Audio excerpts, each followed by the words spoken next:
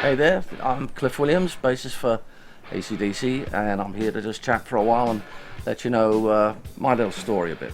I was born, my family's from London, and up until the age of about 11 we lived there, and then my father's job moved him and us to Liverpool, which was tremendous really, because 1961, when I was 11, you know, it was all happening in the music scene in Liverpool. So that whole Mersey beat deal. So, you know, everyone and their dog was trying to be in a band for the chicks. Growing up in that era, did you ever get to see Entwistle or any of those guys? At that age, I didn't. I mean, I couldn't. You know, I used to play in a little band when I was 13, and they'd have to sneak me into pubs to play because drinking age was 16. So I was not allowed into clubs. I couldn't get into clubs or anything like that. Left school when I was 16 and worked in a metal shop for about a year. Hated it. Still playing in bands at night. And at 17 I had a chance to turn professional, use the term extremely loosely, and went from Liverpool back to London with a band. Oh God, what was it?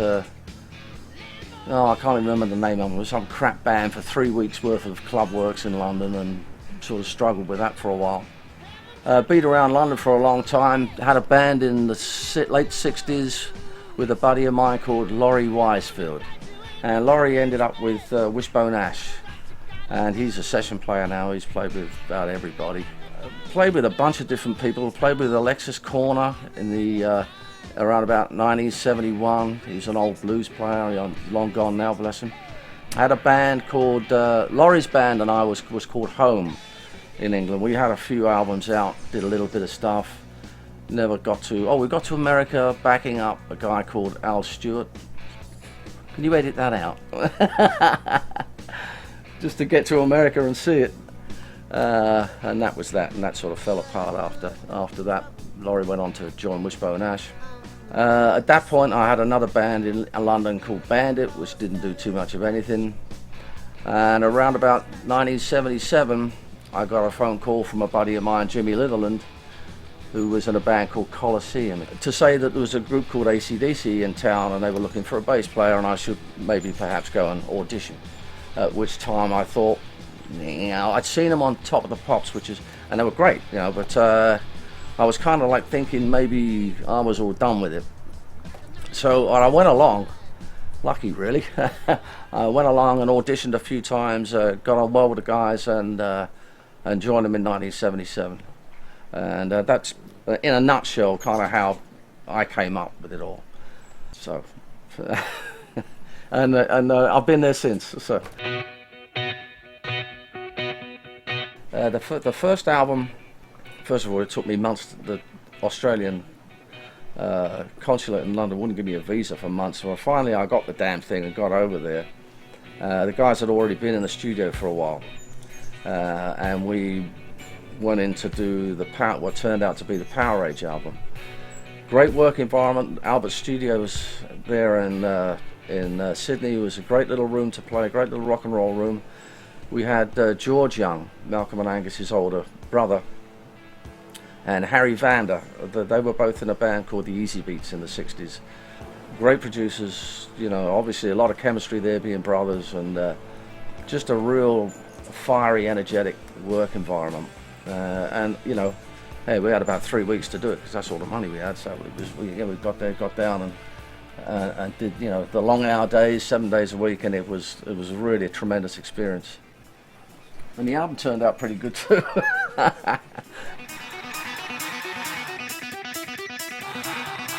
Oh, yeah. Alice Cooper. We supported Alice Cooper. I'm pretty sure that was our first. We kicked around clubs and pubs and bars and anywhere that we could play, just to get the name out there. I think we were on the road permanently. We'd always take Christmas off, a couple of weeks of Christmas, and then if we weren't on the road, we were in a studio recording. And Alice Cooper picked us up as a support act, and that was big stage. That was fantastic. And then let's see, we played some shows with Kiss. They picked us up, and then Aerosmith. We did tours with Aerosmith, and those guys were tremendous to us. They were really good. So that was our first tasters of getting out of the small venues and getting onto a big stage. Probably be around about Highway to Hell time, 79. I would say that we were, at that point we had some success with the records, and we could actually command that. We could do our own tour, and that would have been right about the Power Age. Highway to Hell time. Yeah. Well, that's another great record. Yeah. And that was our first one with Mutt Lange. That was. What was that? It was fun. Well, it was very different. We'd worked with George and Harry prior to that, which was great. And at the time, we were with Atlantic Warner Brothers. We were with them for a long time, and they, I think, wanted us to try something different. And Mutt came onto the scene. Mutt at that time had only done, he'd done a lot in South Africa, where he was from, but he'd done, I think, Loverboy and a couple of other bands like that.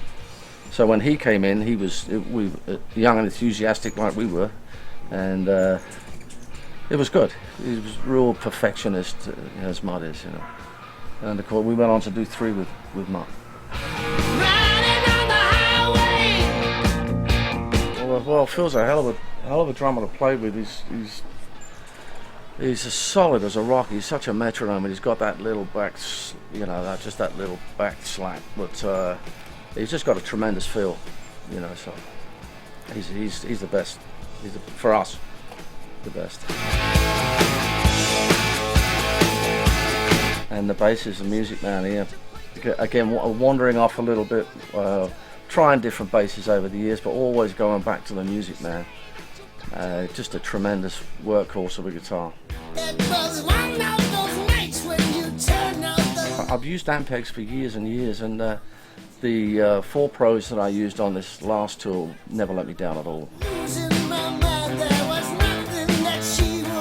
My influences, I don't know how it is with everyone else. It just seems, from about mid-teens through to about 20 something or other, that's your time in music, and it's not everybody, but that's how it was with me, and I sort of stuck in that rut almost. I still listen to the same stuff, the Stones and the Beatles, and actually Little Feat and Ry Cooder and a bunch of other people. But the bass players from that time, obviously McCartney is a hell of a bass player, and the old James Jameson, just phenomenal players. So I had that in my ear, not that I'm only James Jones on this, but that era of players, so, great influence. But for anyone wanted it's you just got to keep banging at it, you just got to keep playing, just keep doing what you do. That's all you can do. Try and be as best as you can, and bring as much as you can to the party, and just keep banging on the door.